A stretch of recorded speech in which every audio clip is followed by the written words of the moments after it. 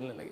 तो इसका मतलब कहता है कि आज मैं कह रहा हूं कि आप जब अगर आपसे कोई जल रहा है, जेलस कर रहा है, तो आपको डरने चिंता करने की जरूरत नहीं है।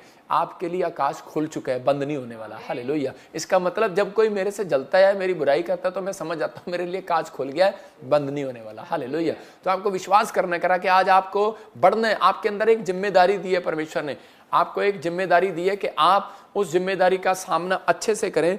और कह रहा कि इसी के में लिखा कहता है वह बड़ा उन्नति होती चली गई, यहां तक कि अति महान पुरुष हो गया। किस कारण से? क्योंकि उसने परमेश्वर की बात मान ली। आज बहुत सारे लोग परमेश्वर की बात मानने में देर करते हैं, वो कमिटमेंट कर देते हैं लेकिन वो उसको पूरा नहीं करते। और इसी समय परमेश्वर की बात मानने के बाद देखो क्या आशीर्वाद आ रहे हैं। परमेश्वर की बात मानने के बाद कि बहुत सारी आशीषें खुल रही हैं, बहुत सारी ब्लेसिंग आ रही है।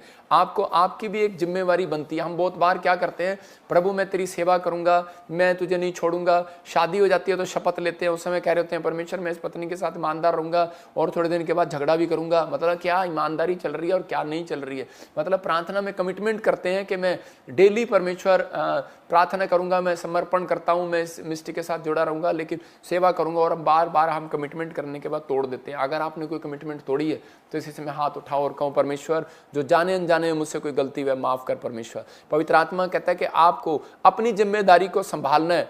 मैं परिवार के लिए प्रेयर करूंगा। अपने हाथों को उठाओ और बोलो कि परमेश्वर मैं अपने परिवार के लिए प्रेयर करूंगा और तू मुझे आशीष दे यीशु मसीह के नाम में। जब आप ऐसी बातें बोल रहे हैं तो उसी समय परमेश्वर का आत्मा आपके लिए 100 गुना बरकत को खोलने के लिए जा रहा है, 100 गुना आकाश को खोलने के लिए जा रहा है। एक आदमी था और उसी समय उसके ऊपर बहुत कर्जा था, तो वो उस समय में परमेश्वर से प्रार्थना करता था और बड़ा परमेश्वर के सामने बोलता था, परमेश्वर मेरा एक बार बिजनेस चला दे, मैं तेरे लिए ये बना दूंगा, मैं तेरे एसी दे दूंगा, कूलर दे दूंगा, ये कर दूंगा, वो कर दूंगा, फलाना करूंगा। तो उसी समय फिर जब वो कोरोना आया तो उसके ऊपर बहुत सारा और कर्जा हो गया। और उसी समय वो एक बार मेरे साथ अपॉइंटमेंट लिया तो उसी समय प्रभु के आत्मा ने मुझे बोला, कहता कि इसके लिए मैंने आकाश बंद कर दिया। मैंने कहा है तो मैं इसके लिए प्रार्थना ना कर अभी। और उसी समय एक स्वर्गदूत आकर बोल रहा मुझे, तो उसी समय मुझे लग रहा है ऐसे करके, और मैं उसी समय में प्रार्थना किया उसके लिए।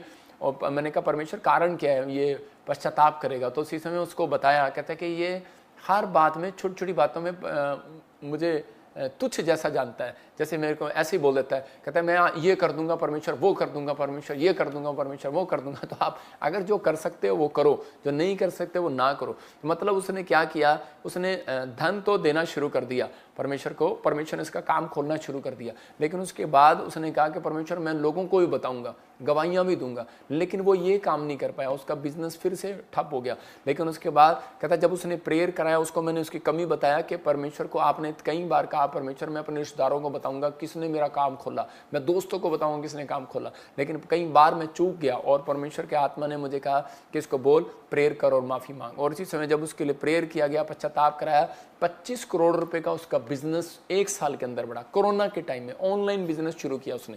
मतलब आज परमेश्वर ऐसे लोगों के साथ खड़ा होना चाहता है जो लोग इस समय विश्वास कर रहे हैं। अपने हाथों को उठाओ और बोलो प्रभु मैं अपनी बात को पूरा करने के लिए कभी पीछे नहीं हटूंगा, मुझे माफ कर जो मैं पीछे हटाऊं। तो इसी समय आपके लिए रास्ते खोलेंगे। पहला शमूएल 1:11 में कह रहे कि देखो हन्ना ने मन्नत मांगी, क्या चर्च जाती थी, दान देती थी, सब कुछ करती थी, प्रेयर करती थी और बाइबर्थ क्रिश्चियन होगी मैं तो कह रहा हूं। लेकिन यहाँ पर क्या लिखा, उसने यह मन्नत मानी की है सेनाओं के यहोवा यदि तू अपनी दासी को दुख पर सचमुच दृष्टि करे और मेरी सुधि ले, अपनी दासी को भूल ना जाए, अपनी दासी को पुत्र दे, तो मैं उसे जीवन भर, यहाँ कमिटमेंट आ गई, जीवन भर के लिए यहोवा को अर्पण करूंगी। देखो उसने क्या कहा, जीवन भर के लिए अर्पण करूंगी, मतलब तेरी सेवा में दे दूंगी। उसने कमिटमेंट किया और जब उसने कमिटमेंट किया कि मैं तेरी सेवा में दे दूंगी, हो सकता था कि परमेश्वर उसको ना देता, लेकिन परमेश्वर ने उसकी कमिटमेंट सुन के उसको दे दिया और उसको बच्चा दिया। उसको जब उसके पेट से शमूएल पैदा हुआ तो उसी समय पवित्र आत्मा ने उसको ब्लेस किया। लेकिन उसने एक बात और कमिटमेंट में कही थी, उसके सिर पर छुरा फिरने ना पाएगा। पवित्र आत्मा मैं उसके सिर पर छुरा फिरने न दूंगी, उसे शराब पीने न दूंगी, उसे बाल कटवाने न दूंगी। उसने मतलब कि केयर करने की जिम्मेदारी खोद ली थी। और उसी समय आज बहुत सारे लोग जो हैं इन बात को समझ नहीं पाते, इसलिए उनके बच्चे नशे में चले जाते हैं। मसीह लोगों के बच्चे आवारा हो जाते हैं। ज्यादातर आपको मसीह लोगों के बच्चे आवारा मिलेंगे आपको, कई लोगों के, मैं हर एक व्यक्ति के बच्चे नहीं कह रहा हूं, कई लोगों के आपको। अगर आप इस बात का ध्यान रखें, अगर आज आपने कहा परमेश्वर, यह हो सकता था हन्ना उस कमिटमेंट से भाग जाती, और कहती कि जब बच्चा हो गया तो छोड़ना, अब कौन सेवा में दे उसे। लेकिन जब इसने उस कमिटमेंट को पूरा किया, बच्चा दिया, और उसके बाद कहता है उसको देखो क्या हुआ, इसी के 2:21 को पढ़ते हैं तो वहां पर लिखा है इसको 3 बेटे और 2 बेटियां और होगी। इसका मतलब 5 बेटे और दे दिए परमेश्वर ने। इसका मतलब हमारा परमेश्वर मल्टीप्लाई करने वाला परमेश्वर है, वो घटाने वाला परमेश्वर नहीं है। लेकिन कब? जब इस औरत ने अपने आप के अंदर ये बात रखी कि फिर से हम 1:11 में जाते हैं, इसने कहा कि हम मन्नत मांगी, और 1:11 में, और उसी समय परमेश्वर के आत्मा ने उसको कहा, कह रहा कि सिर पर छुरा फिरने ना पाएगा। इसने दूसरी कमिटमेंट भी की। पहली कमिटमेंट तो इसने पूरी कर ली कि अर्पण करूंगी यहोवा के लिए जीवन भर, इसने पहली अंदर पूरी कर ली। लेकिन जब बच्चा हो गया तो देखो इसने अपने बच्चे का ध्यान रखा कि इसने उसको दूध पिला के बिल्कुल बड़ा करके, कि वो जब वो समझ गया कि मुझे परमेश्वर के घर जाना है, उसको तैयार किया। इसकी जिम्मेवारी थी। इसने ये नहीं किया कि दूध पिलाते वक्त ले बच्चा हो गया और मेरे से दूध, आजकल दूध नहीं पिलाया जाता तो इसी समय बच्चा रोता रहता है, वहाँ वहाँ चल जाना पास्टर सांभेगा, जाना भाई कोई और सांभेगा, जाओ भाई चर्च में दे दो, जाओ भाई वहाँ दे दो, जाओ भाई मन्नत मांगी थी दे दो भाई। आप समझ रहे हैं? इसने वैसा नहीं किया। इसने क्या किया? उसको बड़ा किया, उसको समझाया हमारा बाप परमेश्वर है। हालेलुया। इसने कहा बेटे हमें अपने सिर पे छुरा नहीं फेरना। इसने बेटे मतलब कि उसको पाला पोसा बड़ा किया, और कहता है कि परमेश्वर के घर में लेकर आई। मतलब आप समझ रहे हैं? और ये परमेश्वर की इच्छा है कि आप लोग कमिटमेंट तो कर देते हैं कि परमेश्वर अगर मेरा बेटे की नौकरी लग गई तो मैं परमेश्वर ये करूंगी, अगर तुम मुझे बेटा दे दे तो मैं ये करूंगी। लेकिन हो जाता है, एक बार एक औरत थी, एक्टर थी वो, मैं उसका नाम नहीं लेना चाहता, कि वो मेरे चर्च में आई थी। तो उसी समय उसने परमेश्वर को कहा कि परमेश्वर मैं एक एक्टर हूं और मुझे बच्चा नहीं है, मुझे बच्चा दे, बच्चा दे। और परमेश्वर ने उसको बच्चा दे दिया। और बच्चा देने के बाद उसने बड़ी बड़ी वादे किए थे, बड़े बड़े कुछ किए थे, तेरी सेवा में दे दूंगी। और उसके बाद आई और वो रोने लगी। वो कहती कि मेरा बच्चा ना शराबी निकल गया। मैंने कहा ये कैसे निकला? कहती मैंने कहा उसको कहीं BTH करा, कहीं सेवा में डाल दें। कहती कि मैंने मन्नत मांगी थी तो मैंने उसको सेवा में भेजा, लेकिन वो वहां जाके शराब पीने लगा। शराब पीने लगा, लेकिन कब भेजा? जब तेरे को समस्या आ गई, जब वो 15, 18, 19, 20 साल का हो गया, वो जब शराब पीने लगा तब। मतलब इतने दिनों में उसके साथ माँ ने टाइम नहीं बिताया, प्रार्थना में टाइम नहीं बिताया, उसको परमेश्वर के बारे में नहीं बताया, क्योंकि माँ एक्टिंग करने जा रही थी, बच्चा कंचे खेल रहा था। माँ एक्टिंग करने जा रही थी, नौकरानी उसको दूध पिला रही थी। माँ एक्टिंग करने जा रही थी, कोई और कहीं संभाल रहा था। तो क्या हो गया? बीच में क्या डिफरेंस आ गया कि उसकी कमिटमेंट अधूरी होगी। उसने मन्नत तो मांग ली, लेकिन उसकी जो कमिटमेंट थी, परमेश्वर चाहता है कि आप अपने बच्चों को ये शिक्षा दें कि हमारा परमेश्वर यीशु मसीह है, और वो पाप के साथ नहीं, वो सत्य के साथ, पवित्रताई के साथ हमें रोटी देता है। पिता परमेश्वर की हमें 3 टाइम प्रार्थना करना है बेटे। हमने उन लोगों को समझाना है और बताना है कि हमें इन चीज़ों के साथ नहीं रहना। जितना आप उसके साथ रहोगे, जितना कोई मेरे साथ रहता है उसके ऊपर अभिषेक बढ़ता है। जितना कोई मेरी वेदी के, प्रभु की वेदी के पास प्रार्थना करने आएगा, उसके ऊपर अभिषेक बढ़ेगा। जितना कोई कहता है कि बच्चा माँ के पास रहेगा, उसके ऊपर उसके वो गुण उसके ऊपर आएंगे। आप समझ रहे हैं कि नहीं? तो वो गुण जो आपके अंदर है वो आपको उसको देने हैं। जब आप देते हैं तो परमेश्वर का आत्मा आपकी जिंदगी में काम करता है। यही गलती है कि हम कई बार जिम्मेदारी तो ले लेते हैं कि परमेश्वर मैं बच्चे को सांभ लूंगी, परमेश्वर मैं बड़ा काम करूंगी, पवित्र आत्मा तू मुझे एक बार नौकरी दे, मैं परमेश्वर मैं इस नौकरी को सांभ लूंगी, परमेश्वर तू मुझे अनॉइंटिंग दे, मैं सेवा करना चाहती हूँ, प्रॉफिट बनना चाहता हूँ, तो परमेश्वर तू मुझे सेवा करने दे, परमेश्वर मैं सांभ लूंगा। मैं कह रहा अभिषेक को लेना आसान है, संभालना बहुत मुश्किल है। आप समझ रहे हैं? तो इसका मतलब जैसे कि आप समझ रहे हैं कि करोड़ों रुपया आपको लेना, अरबों रुपया लेना, लोन लेना बहुत आसान है सरकार से, लेकिन उसको सामना और चलाना और रखना बहुत मुश्किल है। इसका मतलब आपको ये चीज अपनी कमिटमेंट को से पीछे नहीं हटना। कहता है जब आप ये कमिटमेंट करते हैं, जब आप ये मन्नत मांगते हैं तो परमेश्वर देता है। परमेश्वर भी अपनी कमिटमेंट पूरा करने में ईमानदार आपके साथ, तो आपको भी ईमानदार बनना है। मलाकी 3:10 में लिखा, मैं कह रहा हूं कमिटमेंट पूरा करो। कहता है मैं तुम्हारे लिए आकाश के झरोखे खोलूंगा। जब आप उसको पढ़ते हैं, एक पादरी को मैं देख रहा था पानीपत में कि उसने घर के बाहर बोर्ड लगाया हुआ है। क्या बोर्ड लगाया हुआ है? उसके बोर्ड पर लिखा था, दोपहर को बोर्ड पर लिखा हुआ था कि करो, हाँ तुम कमिटमेंट को पूरा करो, मैं तुम्हारे लिए दरवाजा खोलूंगा। मैं उसके वहाँ पर गया, लिखा, वो मैं नाम नहीं लूँगा कौन से वो पुराने जो मतलब किसी बाहर की चर्च का मेंबर था फॉरेन के, तो वहाँ लिखा ऐसे करके कि तुम कमिटमेंट को पूरा करो, तुम कमिटमेंट को पूरा करो तब मैं तुम्हारे लिए दरवाजा खोलूँगा। मैं उस व्यक्ति से पूछा तो वो कहता है कि जो दशमांश नहीं देते ना मेरे चर्च के लोग, कहता है उनके लिए लिखा है।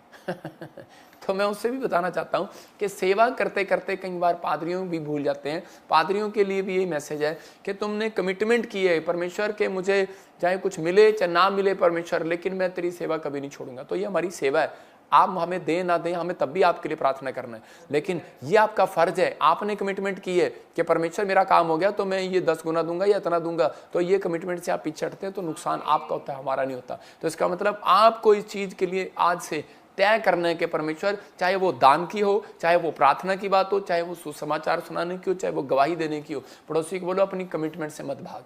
अगर आप कमिटमेंट कर रहे हैं तो खुदा आपके लिए कमिटमेंट कर रहा है। कहता है मैं आकाश के झरोखे खोला, तो दिखा के 3 का 10 इनको कि मैं कह रहा हूं कि तुम्हारे लिए आकाश के झरोखे खोलूंगा। कमिटमेंट कर रहा हूं। कहता 10 पहले कह रहा है दशमांश के भंडार में ले आओ दशमांश, फिर क्या कहता है? कहता मैं तुम्हारे लिए आकाश के झरोखे खोलूंगा। तो इसका मतलब परमेश्वर कह रहा है तब खोलूंगा, तब कह रहा है जब कमिटमेंट पूरी करोगे। तो आप किसी भी प्रकार से अमीर होना चाहते हैं, ये वाली कमिटमेंट पूरा करें। अगर आप परमेश्वर के दर्शन करना चाहते हैं, शांति चाहते हैं, तो प्रार्थना वाली कमिटमेंट पूरा करें, अपने बच्चों को समझाएं। जो चाहते हैं वो चीज मिलेगी, लेकिन परमेश्वर का आत्मा कह रहा है कि आपको अपनी जिम्मेवारी दिखानी है, आपकी जिम्मेवारी याद करा रहा हूं कि आप कहते हैं प्रेयर करना है डेली, आपकी कमिटमेंट थी कि परमेश्वर मैं डेली प्रेयर करूंगा, पवित्र आत्मा मेरा ये काम बना दे, मुझे जॉब दे दे, मुझे घर दे दे, मुझे बच्चा दे दे, लेकिन वो डेली प्रेयर आप नहीं कर पाते। Commitment number 1। दूसरी कमिटमेंट, बैप्टिज्म जिस दिन लिया था उस दिन आपने कमिटमेंट किया था परमेश्वर अब मैं पाप नहीं करूंगा, लेकिन कई पाप ऐसे होते हैं जो हम कर जाते हैं और बाद में याद नहीं रहता। लिखा जैसे दुल्हन के साथ जब वादा कराया जाता है, ऐसे ही बैप्टिज्म के दिन कराया जाता है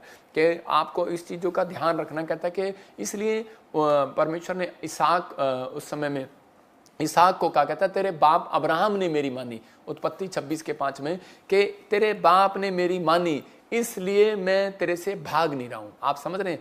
अगर आज आप मुझे स्पिरिचुअल फादर मानते हैं तो परमेश्वर का आत्मा आपसे भागेगा नहीं, आपके साथ रहेगा, याद रखना। कहता है कि आपको कह रहा है क्योंकि अब्राहम ने मेरी मानी, कहता है इसलिए मैं तेरे से भाग नहीं रहा हूं। कहता है जो मैंने उसे सौंपा था उसको और मेरी आज्ञाओं को, कहता है कि विधियों को, व्यवस्था को पालन किया था, कहता है कि उसने पूरा किया था कमिटमेंट, इसलिए मैं तेरे से भाग नहीं रहा हूं। आज बहुत सारे लोग सोच रहे हैं कि शायद कि मेरे माँ बाप क्रिश्चियन थे, मुझे तो प्रार्थना करने की जरूरत नहीं है। मैं देखता हूं कि एक आदमी कह रहा था, एक लड़का कह रहा था कि मैं तो बाय बर्थ क्रिश्चियन हूं। कहता है कि मेरे को तो यीशु मसीह के बारे में पता है, लेकिन बाहर खड़ा सिगरेट पी रहा था। मैंने कहा अंदर आ जा। अंदर बुलाया तो उस समय वो कह रहा था कि मेरी मम्मी तो क्रिश्चियन है। और मैंने कहा क्रिश्चियन है तो तेरी माँ के कारण ही तू यहाँ खड़ा है, नहीं तो यहाँ ना खड़ा होता। तो मैं कह रहा हूँ कि हो सकता है आपके बच्चे आपका कहना ना मान रहे हो, प्रार्थना ना कर रहे हो, लेकिन आप अपनी कमिटमेंट से मत भागो। आप लगे रहो अपनी परिस्थितियों में, अपनी गरीबी में, अपनी कमजोरी में, किसी भी प्रकार से आप परेशान हैं, आप चिंता ना करें, लेकिन आप प्रार्थना में बने रहें। मैं कह रहा हूँ उन लोगों को कि आप जब प्रार्थना में बने रहेंगे तो परमेश्वर का आत्मा आपकी जिंदगियों में चमत्कार करता रहेगा। पर क्या आपको विश्वास है परमेश्वर मनुष्य नहीं कि झूठ बोले, वो जो कहता है उसे पूरा करता है। आज आपको विश्वास करना है कि परमेश्वर जो कह रहा है वो पूरा होगा, बस आपको अपनी बात पर खरा उतरना है। यूसुफ अपनी बात पर खरा उतरा।